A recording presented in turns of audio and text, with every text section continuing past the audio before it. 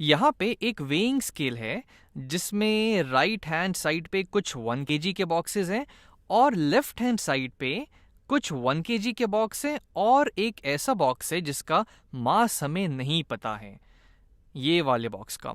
और हमें ये दिख रहा है कि ये जो स्केल है, ये जो वेइंग स्केल है जिसको हम लोग तराजू बोलते हैं आमतौर की ज़िंदगी में, ये एक बैलेंस्ड कंडीशन पे है, ये एकदम स्ट्रेट है, बैलेंस्ड है, जिसका मतलब हुआ कि जो भी वेट इस साइड है और जो भी वेट इस राइट हैंड साइड पे है, दोनों आपस में बराबर हैं। अब हमें पता करना है कि ये जो बॉक्स है यहाँ पे, ये जो मिस्ट्री बॉक्स है, जो रहस्यमयी बॉक्स है, इसका मास कितना है वो हमें पता करना है। अब मैं आपको कुछ देर का टाइम देना चाहूँगा ये पता करने के लिए कि आखिर इस रहस्यमयी बॉक्स का आखिर मास कितना होगा। और हाँ, एक बात और, आप इस बात से कंफ्यूज मत होइएगा कि मैं वेट बोल रहा हूँ या मास बोल रहा हूँ। जनरली हम लाइफ में मास और वेट को एक दूसरे के लिए यूज़ करते हैं, लेकिन आगे जाके हायर क्लासेस में आपको पता चलेगा कि मास और वेट एकदम अलग अलग चीज़ें हैं। लेकिन इस वीडियो में हम लोग मास और वेट को एक ही मान के हम बात करेंगे। तो आई थिंक आपने कुछ सोचा होगा, तो चलिए अब मिलकर इसका मास पता करने की कोशिश करते हैं। जो सबसे पहले जो चीज़ मेरे दिमाग में आ रही है वो ये बताती है कि मैं यहाँ से ये तीनों बॉक्स जो हैं, एक एक केजी के ये जो 3 बॉक्स दिख रहे हैं, मैं यहाँ से इसको हटा देता हूँ तो मेरे पास सिर्फ ये वाला बॉक्स बच जाएगा जिसका मास मुझे पता करना है। लेकिन अगर मैं ये तीनों बॉक्स यहाँ से हटाता हूँ, चलिए इसको हम यहाँ से हटाएं, अगर इसको हम लोग थोड़ा ऐसे शो कर देते हैं, चलिए इसको ऐसे हटा देते हैं। मैंने इसको यहाँ से हटा दिया, यहाँ से इसको मैंने हटा दिया, तो हमारे पास सिर्फ हमारा रहस्यमयी बक्सा बच गया।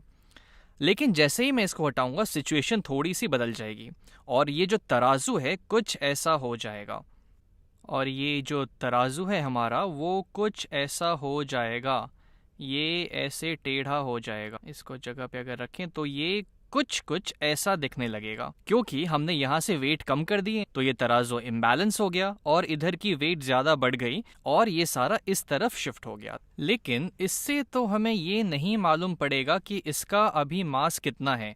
हाँ, ये चीज़ मुझे दिख रही है कि इसका जितना भी मास है इस पूरे मास से कम है, क्योंकि ये ज़्यादा नीचे की तरफ हो गया है, यहाँ पे ज़्यादा मास भर चुका है।